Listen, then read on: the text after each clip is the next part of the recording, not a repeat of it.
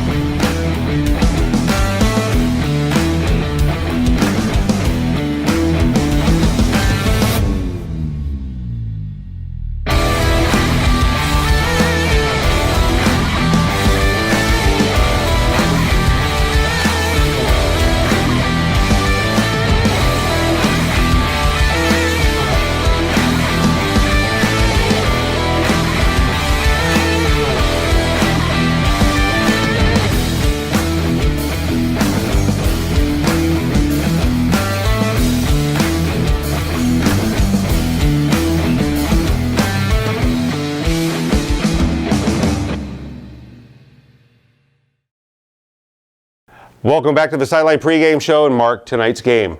A very good, very intense rivalry. What can we expect from this game? I think you're probably going to get a lot of scoring, although McAllen, I'm sure their game plan is probably going to be to hold the scoring down.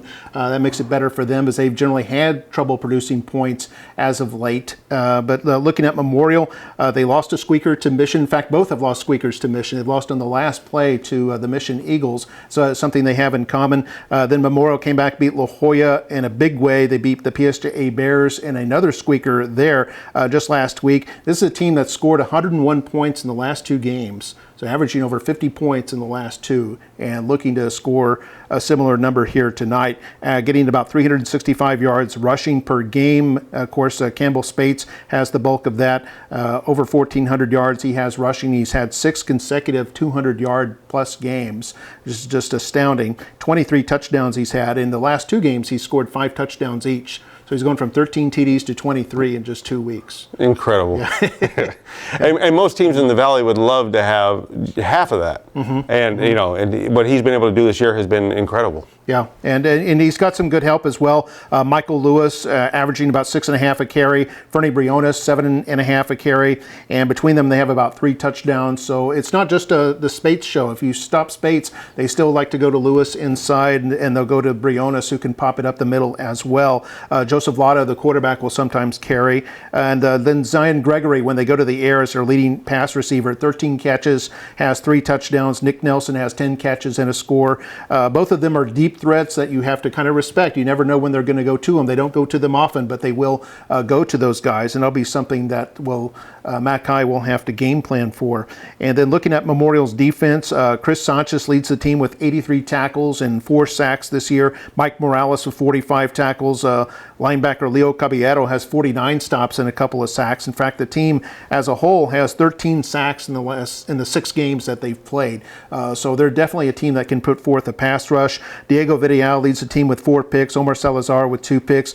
Sebastian Turk on the defensive line has come on strong as of late. He's got a couple of sacks as well. So a lot of good faces there for Memorial as they face the McAllen offense. Now, on the other side, McAllen's defense has been very impressive this year. Mm-hmm. They've been holding teams to very minimal points this year, especially last week, 14. What do they need to do on the defensive end, and who are we going to look at on the defensive side to stop Campbell and the other running backs? Yeah, Campbell and company. Well, for Mackay, it's been all year Juan Corpus and Sir Arredondo on the defensive line who have really wreaked havoc there on that line of scrimmage. Defensive back Dylan Suarez and defensive back Jackson Helmkamp have been really strong there. Then linebacker Tyler Zachman and also Trace Gagne has been strong as well. So they've had definitely had guys who can step up. They held La Jolla to 14 points, held Mission to 13 points in an overtime loss. Nicky Rowe, they gave up 28, which is more than a touchdown below Nicky Rowe's average. But it's been point production that's hurt them. But before we get that, we do have an interview with one of the Mackay players. My name is Trace Gagne, and I play linebacker for the McAllen Bulldogs. My responsibilities are to come up and stop the run, and if we need pass coverage, then I got to drop and get to the pass coverage as well.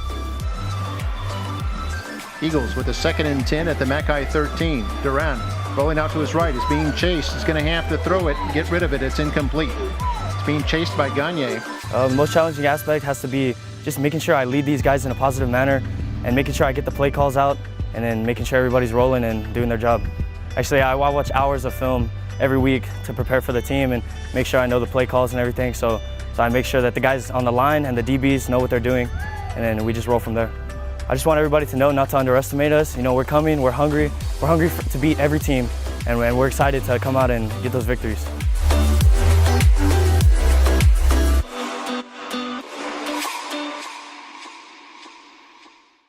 And there you have our Mackay player spotlight. And Mark, you know, when we talk about Mackay, we're talking before the package about their offense. We were just starting to kind of piece that together. What do they need to do on offense to get the victory?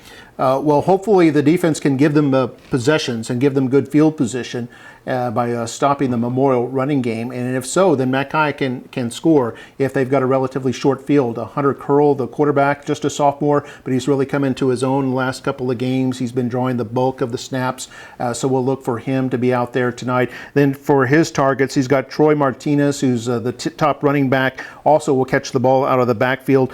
Quinlan Canada.